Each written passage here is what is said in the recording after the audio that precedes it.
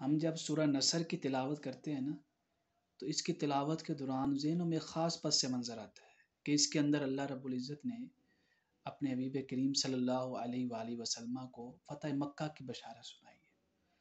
لیکن کبھی آپ اس صورت کو غور سے پڑھیں اور اس میں دیکھیں کہ ایک طاقت اور قوت کا ذکر ہے اور ایک استغفار کا ذکر ہے۔ تو طاقت، قوت اور استغفار کا آپس میں کیا تعلق ہے؟ قرآن پاک میں جو الفاظ آئے ہیں نا، ان کا ایک معنی ہوتا ہے اور ایک اس کے پیچھے چھپا ہوا جو ہے وہ مقصد ہوتا ہے۔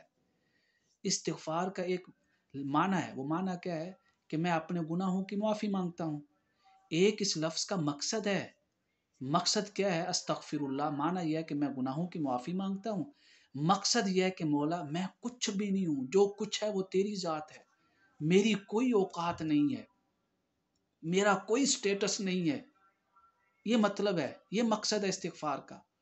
تو طاقت کے ساتھ استغفار کا اس لیے ذکر کیا کہ جس کو بھی طاقت ملے، قوت ملے، منصب ملے، عہدہ ملے، وہ اس طاقت، قوت، منصب اور عہدہ ہونے کے باوجود اس کی زبان پہ ہمیشہ یہ جملہ رہے، استغفر اللہ، استغفر اللہ، استغفر اللہ، کہ مولا میری کوئی اوقات نہیں، میں کچھ نہیں ہوں، میرا کوئی سٹیٹس نہیں ہے۔ جب وہ اپنے ذہنوں کے اندر یہ تصور پختہ کر لے گا نا، تو پھر اس کا دل تکبر سے پاک رہے گا۔ وہ اپنی طاقت کو جائز کاموں کے لیے استعمال کرے گا، ناجائز کاموں کے لیے نہیں کرے گا۔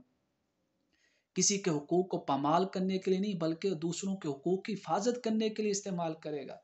اور فرمایا جو اپنے ذہن کے اندر یہ تصور پختہ کر لیتا ہے نا، انہو کان توابا، پھر ہر لمحہ، ہر گھڑی اللہ تعالیٰ اس کی حفاظت کرتا ہے، اللہ تعالیٰ اس کو مزید کامیابیوں سے نوازتا ہے۔